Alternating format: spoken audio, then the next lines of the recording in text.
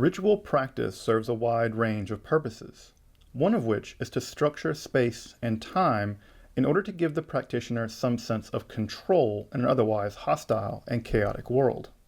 Bearing this in mind, it's unsurprising that this coldest, darkest time of the year gives rise to a profusion of holidays and ritual practices. One of my favorite practices this time of the year is one that doesn't even come from my tradition, and I don't think it's even really practiced in that tradition anymore. No, not the Yule log. It's actually the practice of telling ghost stories around Christmas time. This custom seems to have existed for quite some time, though following the Victorian period it's largely gone extinct. However, if you still practice it, I'd love to hear about your experiences in the comments below. Just the same, I'd like to revive this tradition of telling ghost stories around Christmas time by exploring a ghost story to be found in the letters of the Roman author Pliny the Younger. And as we'll see, almost all the tropes of the haunted house story are actually found in this account dating back over 2,000 years ago. So let's read it out loud, both in English and in Latin, to celebrate a bit more of an esoteric Christmas time. I'm Dr. Justin Sledge, and welcome to Esoterica, where we explore the arcane side of history, philosophy, and religion.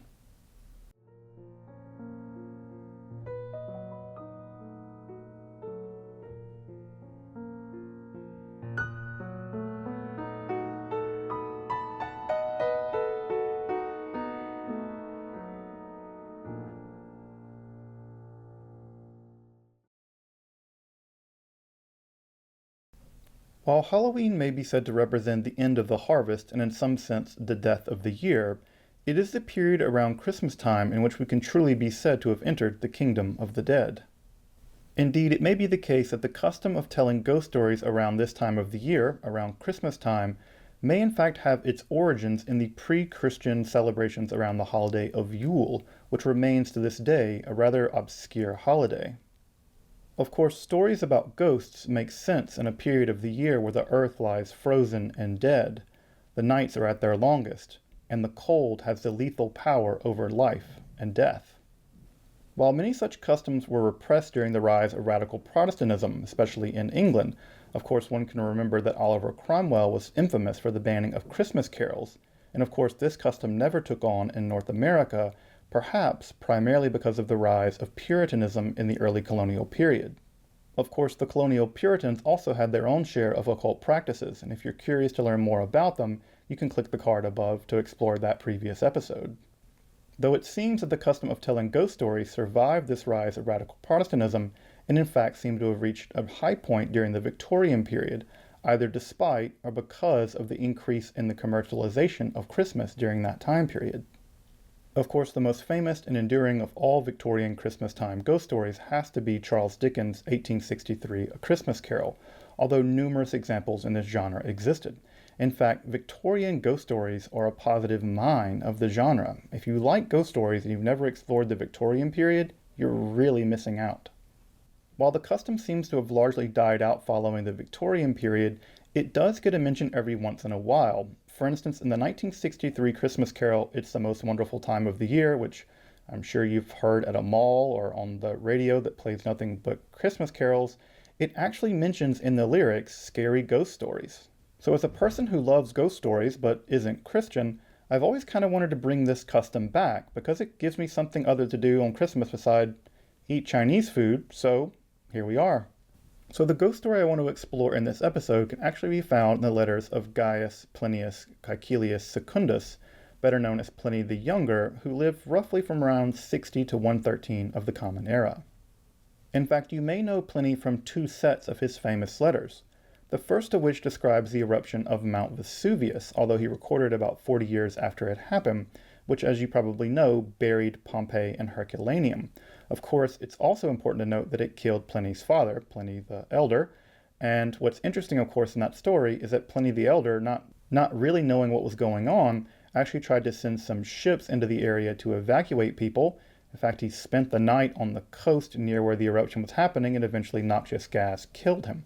So it's interesting here that we have in the letters of Pliny the Younger the pretty much sole surviving account, roughly from the time period, of the eruption of Mount Vesuvius. Further, as the governor of Bithynia Pontus, what is now northern Turkey, Pliny actually presided over one of the earliest trials of a weird sect of Jews called Christians.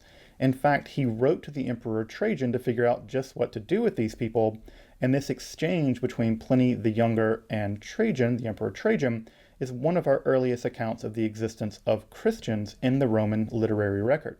So for these two reasons, Pliny is already pretty famous. He describes Mount Vesuvius and he gives us a really early account of Christians. But he also gives us a really cool ghost story. The ghost story that we're interested in is actually found in a letter that Pliny wrote to his friend Sura. Sura was a Roman senator. And in that letter, they discuss whether or not ghosts are real. Pliny seems to believe that they are, and he actually quotes the account that we're going to explore as evidence for the existence of ghosts. And it's there, in that story of the haunted house in Athens, that one can find basically all the tropes of the haunted house story. In fact, one may even say that this sets the stage for the haunted house genre, from Borley Rectory all the way to the Amityville Horror. In Pliny's account, which we're going to read in its entirety in both Latin and English in just a bit, we have a story in which there was a large and spacious house for rent in Athens. The only problem is that it seems to have been inhabited by a gaunt, chain-shaking ghost. Indeed, we're told that people who attempted to stay in the house would eventually be driven insane and eventually die from the horrors of the haunting. Eventually, a philosopher rents the house on the cheap because of insanity-inducing chain ghost and learns that the ghost is actually that of a man who was murdered and buried in the backyard. The philosopher has the local magistrate dig that area up, and lo and behold, there's a skeleton wrapped in chains. The skeleton is given proper burial, and the house is haunted no more. Now, the most important thing about the story is that a philosopher gets a good deal on real estate because philosophy. As you can see, almost all the elements of the haunted house story are in fact here to be found in the Pliny story. There is a haunted house, no one can live in the house because of the haunting. Someone moves in, discovers that the haunting is a result of an unjust murder. Justice is given to the victim of the crime, and eventually the house is haunted no more. Many of these tropes are to be found right here in this short story by Pliny, and in fact one even wonders how old they were even by this Roman period. One aspect of this tale I think that is worth fleshing out a bit more in detail is the backstory of the philosopher in question, a certain Athenodorus.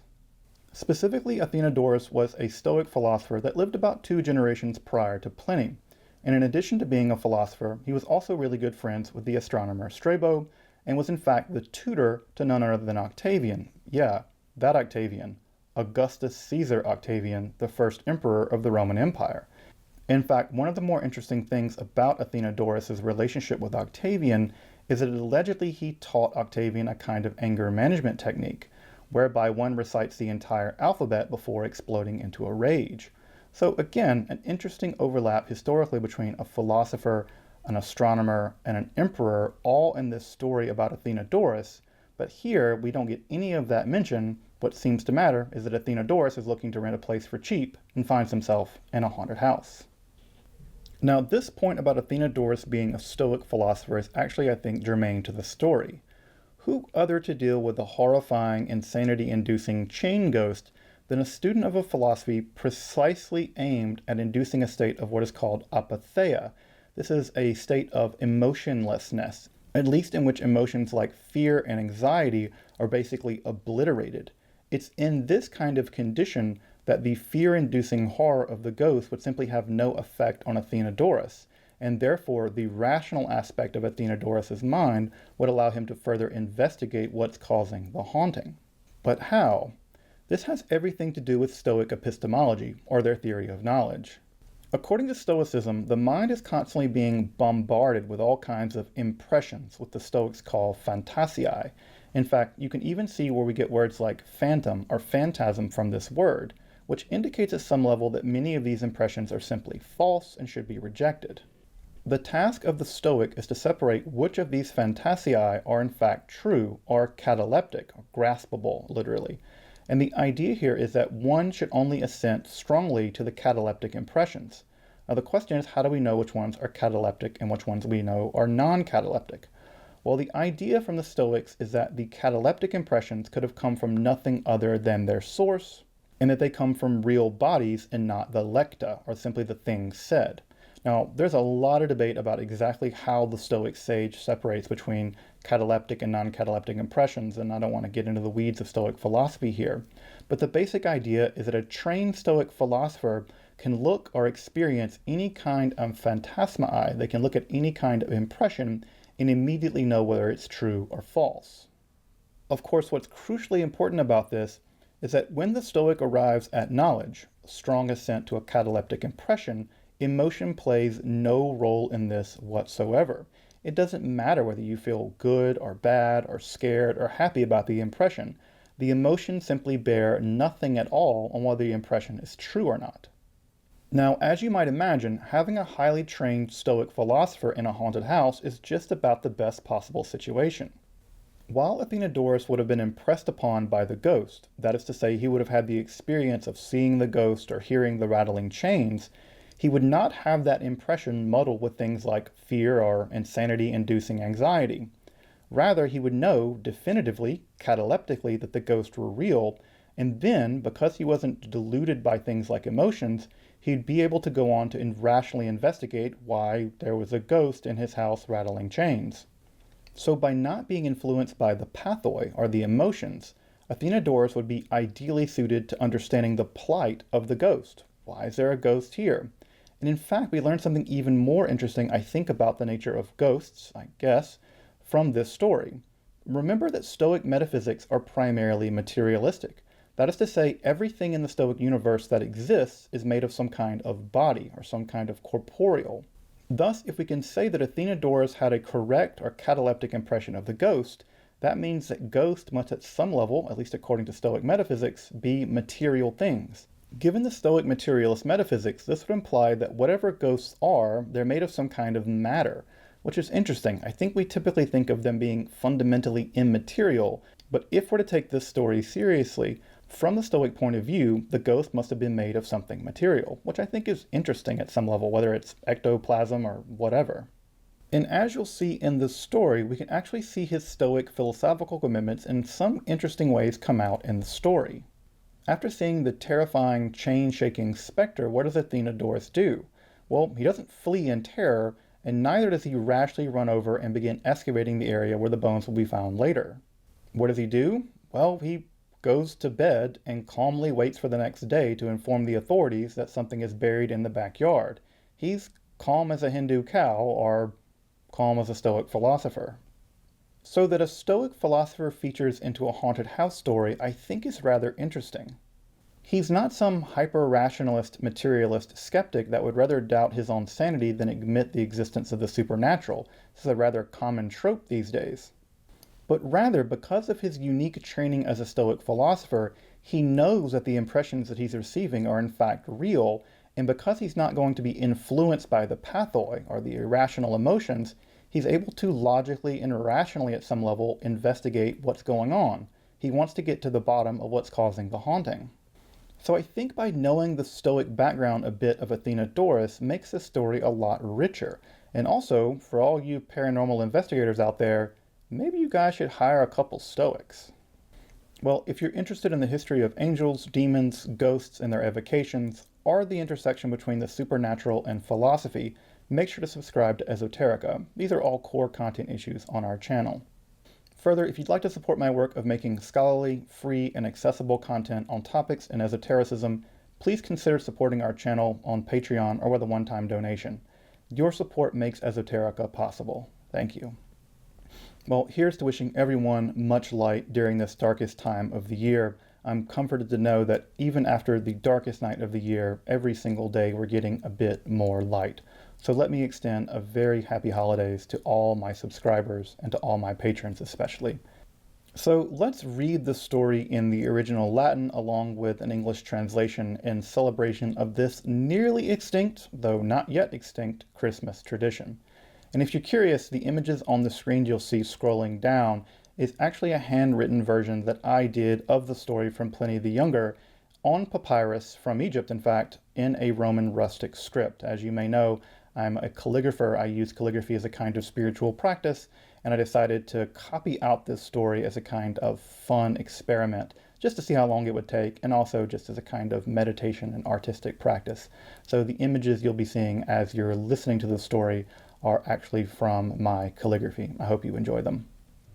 Also, I'll include a link in the description below to the Latin original and an English translation of the ghost story to hear found in Pliny, along with a great text about Roman ghosts as well.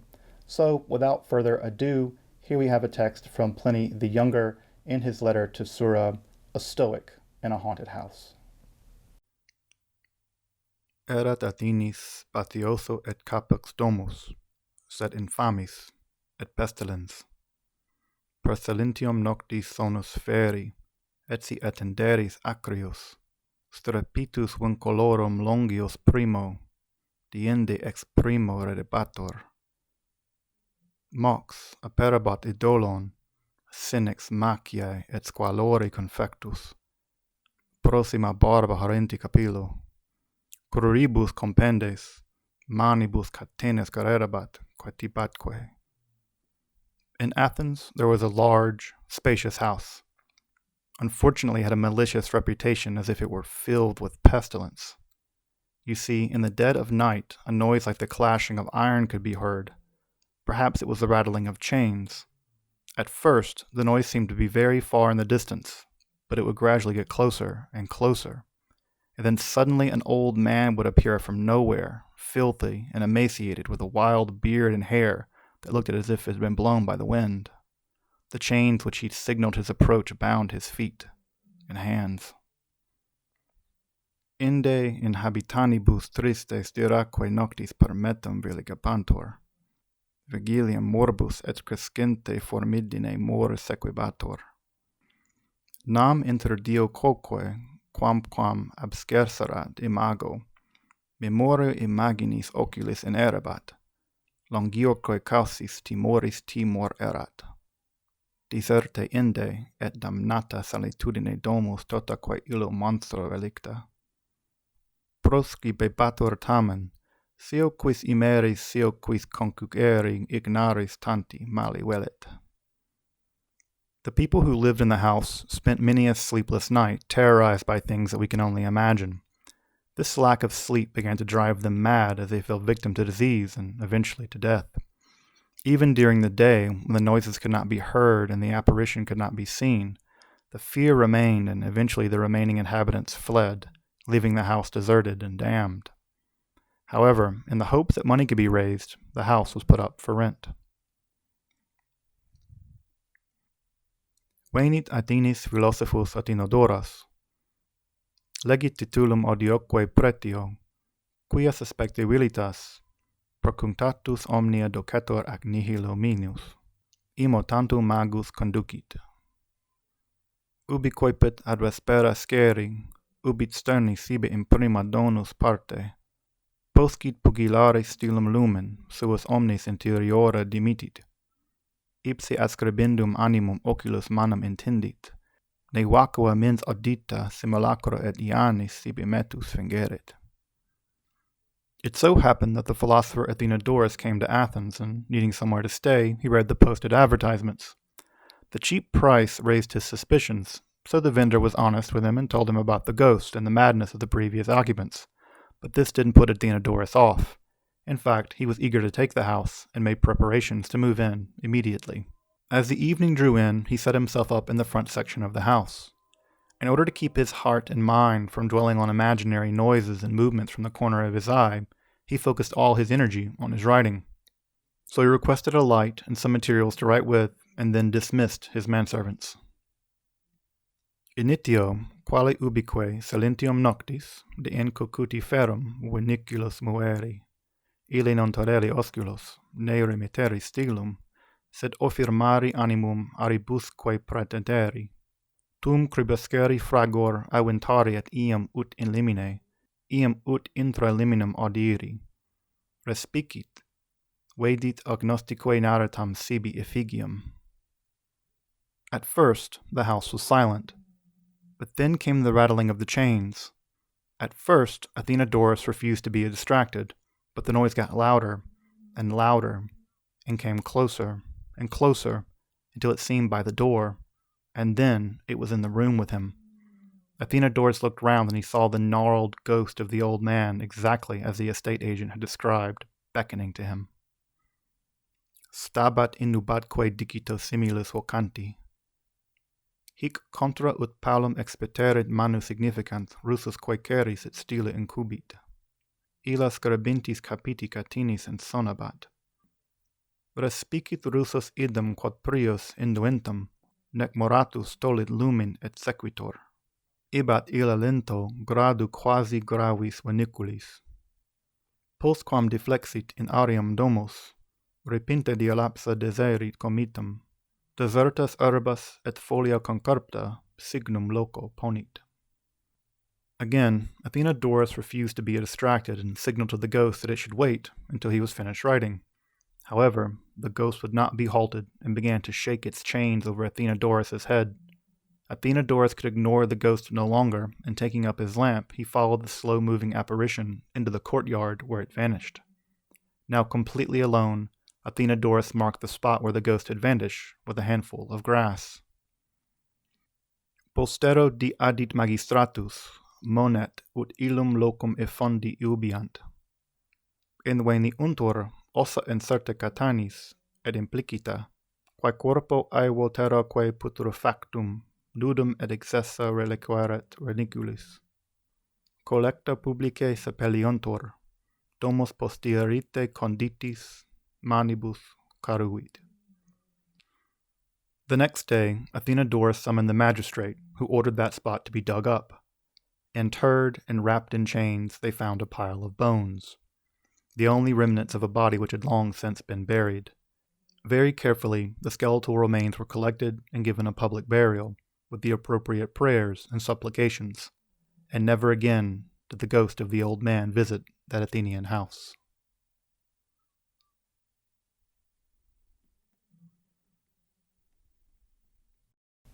So, welcome back. I hope you enjoyed my reading of the ghost story by Pliny the Younger. There are many wonderful ghost stories that one can listen to on YouTube. I think I was even listening to one the other night read by none other than Vincent Price. So I hope you've enjoyed my attempt at a little bit of necromancy by reviving this ancient custom of telling ghost stories on Christmas. Until next time, I'm Dr. Justin Sledge, and you've been watching Esoterica, where we explore the arcane side of history, philosophy, and religion.